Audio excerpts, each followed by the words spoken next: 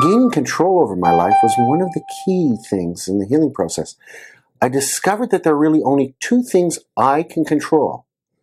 They are my own thoughts and my own actions. Here I was recovering from a parasailing accident where I landed on the dock, had what is called a near-death experience.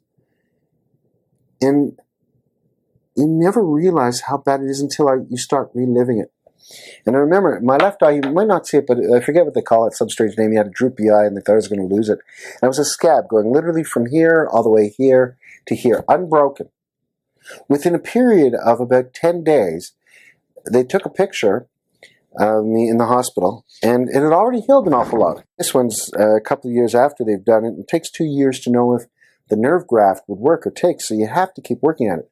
Not only did I work at it in the rehab center, I asked them, and they were nice enough to give me the tools to work at it at home, because I was going to help it any way I can to make those nerves grow right.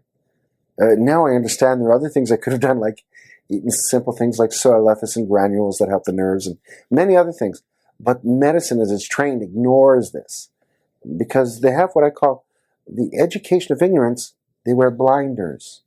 And then I got caught in the addictive relationships our society helps create, and I bought into disability pensions, medical systems, and you get caught in this externalized mode of healing and finding out it doesn't work. It was the night when I was ready to take my own life that I got my second wake-up call, my second chance.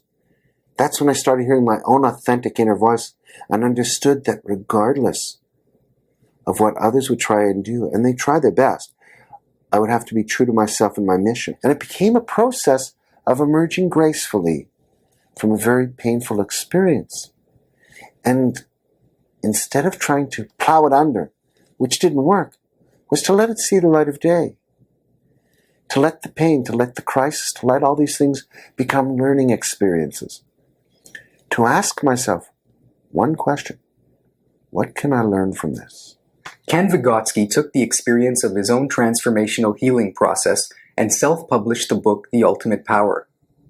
The book explores Ken's miraculous recovery from a near-death experience and partial paralysis. I had learned to do the simple things like becoming a vegetarian most of the time, and that healed my heart. Learning how to do relaxation, learning how to internally find the positive, and I was healing myself. So here's this external model of healing, which is externally we're going to surgery, we're going to give drugs, when in truth the body's wisdom to heal itself is within us. Thought is such a powerful thing.